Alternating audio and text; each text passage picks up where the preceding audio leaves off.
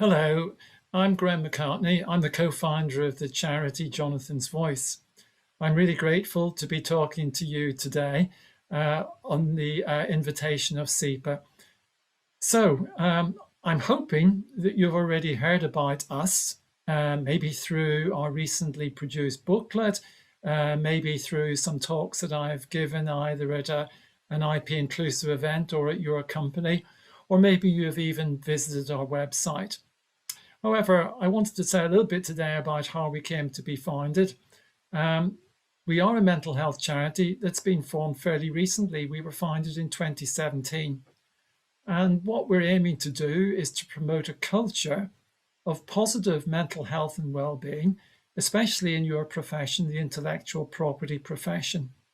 Because when it comes to workplaces, there is still too often a stigma associated with talking about mental health issues. Still, despite all that's happened in recent years, people still don't feel able to talk openly about mental health and well-being.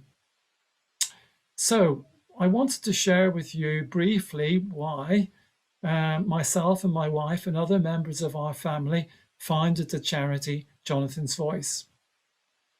I'd like to take you back approximately 3 years. The day, I remember the day very, very well, was October the 30th, 2017.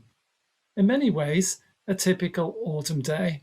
I remember the clocks had just changed, the leaves were falling, and I came in from work. It was somewhat dark. I needed to put the lights on.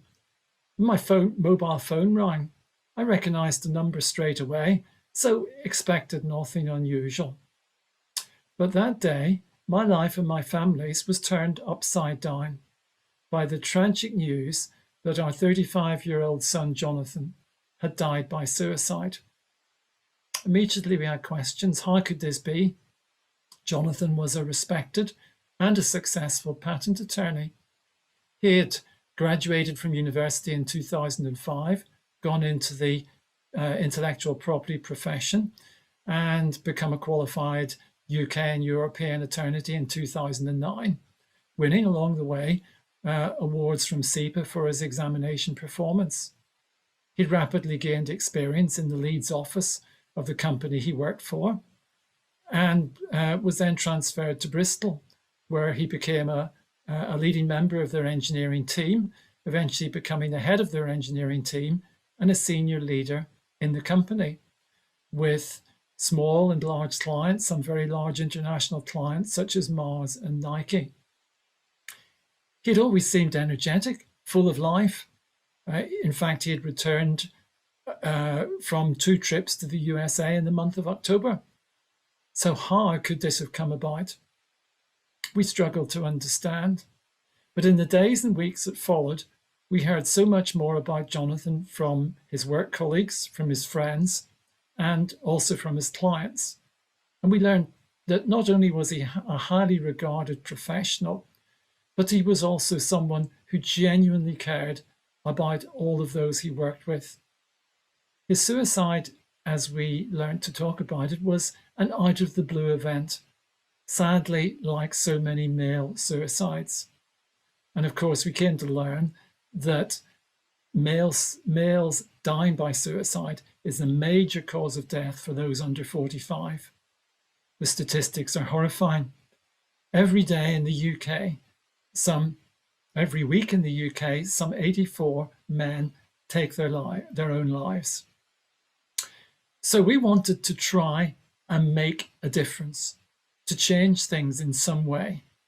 We wanted to raise awareness of mental health and well-being in the intellectual property profession, and especially to eliminate this stigma around discussing mental health issues. It seems that men especially seem to try to mask their symptoms and not talk about them.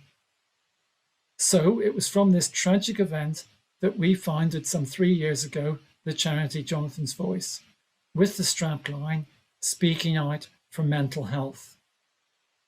Our focus then is to work with you in the intellectual property profession and community so that together we can achieve a profession in which everyone understands the importance of good mental health and well-being, and also understands the importance of talking about mental health in the workplace and normalizing the conversation so that it is destigmatized. So I'd like to finish by a message to all of you.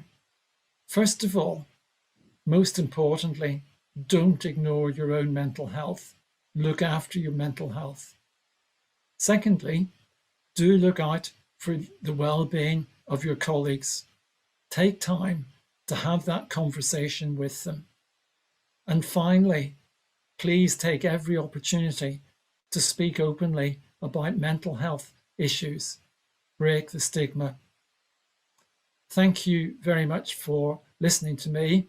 If you'd like to find out more about us, you can visit our website, which is www.jonathansvoice.org.uk, or you can follow us on LinkedIn or Twitter, or email me directly at info@jonathansvoice.org.uk. Thank you.